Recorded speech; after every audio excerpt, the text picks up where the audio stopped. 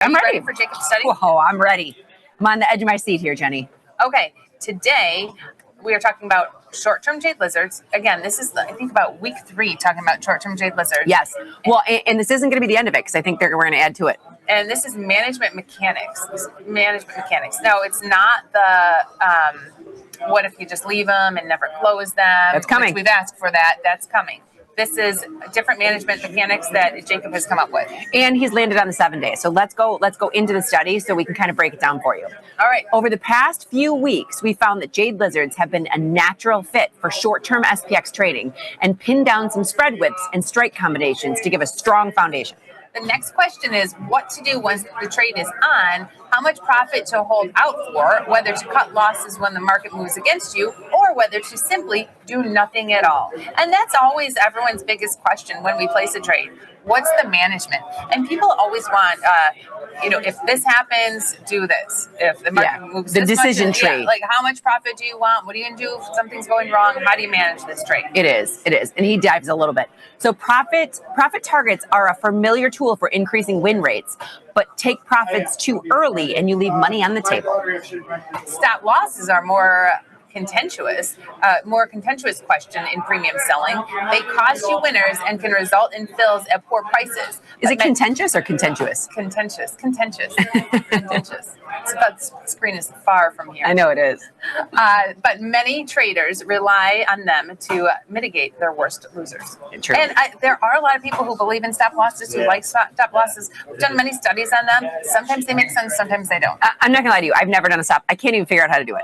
So I don't use stop losses for my options trades, not even my stock trades. And I'm not saying put in a resting stop loss, but having even a mental stop loss. Yes, true. A timed, okay, if this didn't work by noon, True. There's lots of people who like to have an exit strategy if something's not going right. True, and everybody can trade. Trading is you could do, this is a choose your own adventure. I've said it before. These are some of the oldest debates in options trading, and today we let the data weigh in on which approach suits the jade lizard best. All right. The study, using over 3 years of data in short-term SPX options. And then we considered 4 sets of parameters for selling. And keep in mind, it's 7 DTE jade lizards. And you can kind of see those. It's $30, $10, $20, $5, $20, $5 at 1.5 the expected move, which he's springboarding from last week, or $20, $10 at 0.5 the expected move. And you'll see all these in the charts. Yes. You'll see all that. Yes. So we examine the results from a variety of profit targets and stop loss thresholds, with trades being checked at the end of each trading day at first, and then every 10 minutes throughout the day on the day of expiration. Okay, that makes sense. And then examined results both for profitability and time spent in the trade. That's, I think, the key here. All trades were assumed to exercise at mid-price. All times are Chicago time. Chicago time. We say Chicago Standard Time, but isn't it Chicago? It's Central Standard Time. So Central Standard Time or Central Daylight Time. Because remember, because we switched. We gotta correct it on that. We got corrected on that the other day. Just say whatever time it is in Chicago. All right, short-term jade lizards. So this is looking at a $30 wide put spread, $10 wide calls at the expected move. This is similar to what we placed last week, but we did a $10 wide call. Maybe we made it narrower. I put this exact one on this morning.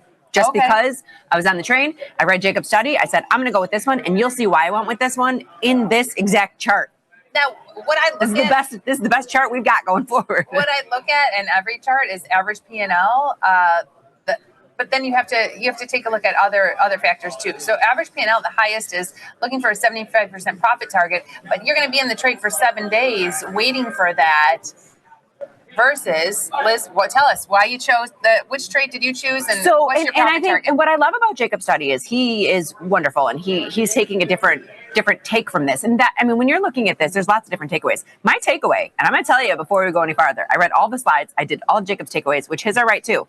I think you take a 10% target, 10% profit, because I would rather $80 in 3 days than $119 in 7 days. Because if you put on the trade, take it off in 3 days, and then you put on another one, take it off in 3 days, then you've got $160 in less than 7 days rather than 119. So I agree with you. And I'm going to go to the platform just so people can see the setup of this trade. So this is going out 7 days. And at the money. No, it was at the expected move. Oh, at the expected move. So this is at the expected move. At expected move. Okay. So you've got a $10 wide call spread at the expected move and a $30 wide put spread at the expected move. So I collected around 7 something today. 20-30. Okay. $10 wide. $10 wide call spread at the expected move, 20-30. And then at the expected move for the downside, I'm just going to go 7,300, 72.70, $30 wide. Perfect. What do you get? 750. Yeah, that's about what I think I got, like 730. And my strikes are different because, markets move. But that's about what I got this morning, 7 something, 7 and change. So, and I figured 10% of $77 isn't bad. Okay, here's my question, because and profit target 10%, average P&L $80. That's right now 10% is only $75. No. You got to keep in mind that this is only if it hits that profit target. Otherwise, it stays and you get more. Oh, that's what. Yes. That's why there's confusion because if I'm you're like, wait just a minute. In 750, 10% is $75. Correct. So when that's what is kind of crazy about the Jade Lizard is your average time in this trade is 3.2 days. But if you don't get to the 10%, you could get more because they check it only. They only check it at the end of the day. Yes. They only check it at the end of the day. So correct. It's not like if it ever hits there. They don't have the resting GTC for 10% on. Mm-hmm. I do. No, but I think in Jacob's study, just at the end of the day, did it hit? No. Come and look at it the next end of the day. Did it hit? No. Right. So then you can get a little bit more. So you got to keep that in mind when you're going through with these studies. You've got to be making more than 10% some of the time. Yes. Yeah. But in my mind, this is what I said. So if I'm getting 10% or I don't get 10% and I have to wait a couple days to get to farther down the line, then I'm okay with it. $70 seems a good 10% target. But if you're putting this on and putting in GTC for 10%, you're not going to have an average P&L of $80 because you're going to have some losses in there. It's not all going to be winners. And at 10% right now is 750. That's with the VIX at 18 and SPX at near all-time highs. So at lower prices, you're going to get less on this trade. So you know what I'm going to do? I'm not putting a 10% in. I'm just going to put it in today. And then I'm going to put a day order, and then I'm just going to check it at the end of each day. At the end of each day. Yeah. I'm going to put a day order in. Jacob, I'm following you. I'm going to put a day order in, not a GTC, which Frank will be happy about. And I'm just going to leave it. I'm doing it right now. But if you put in a day order every day, it's just like you have a rest. I'm not going to put it in every day. You're not going to put it in. I'm not. I'm going to check it at the end of each day. Just take it off. Don't even put it in. Just check it at the end of the day. Just canceled my order. Canceled my order. Otherwise, you've got to have opportunity. You've got to have times where you're taking in more than 10%, or your average P&L wouldn't be 80. Wow. Like I said, I know I've been doing these for a while, and what I really like is leaving them.